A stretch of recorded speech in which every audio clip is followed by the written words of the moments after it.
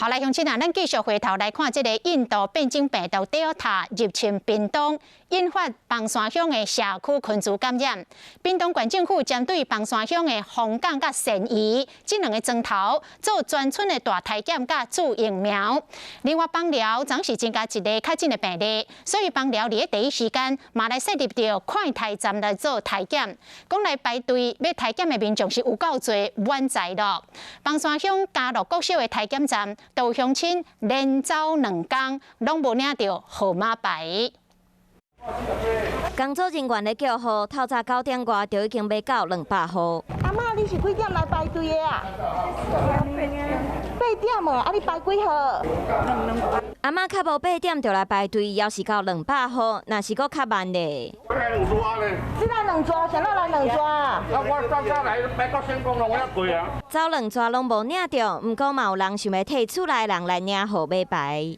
主要这班所有阿姨要给嘛，这个看到在嘉路国小这个嘉路堂快筛站这里呢，一早8点钟不到哦，很多村民呢就来到这边拿号码牌准备快筛。为着要减少体检的人潮，总增加房山乡加入各小的体检站，要提供予房山各有西子乡的民众会使来做体检。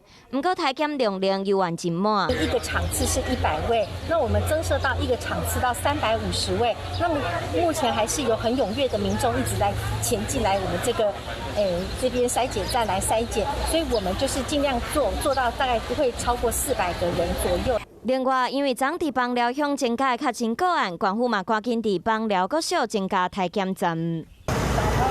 同款嘛是一透早就袂少民众，虽然随时拢有可能会落大雨，大家要是赶要来做体检。因为Delta变种病毒，互屏东的防疫有进步，伫高危险区的民众，大家拢心惊惊。县府嘛透过全面性的体检和注疫苗，要来防止病毒扩散。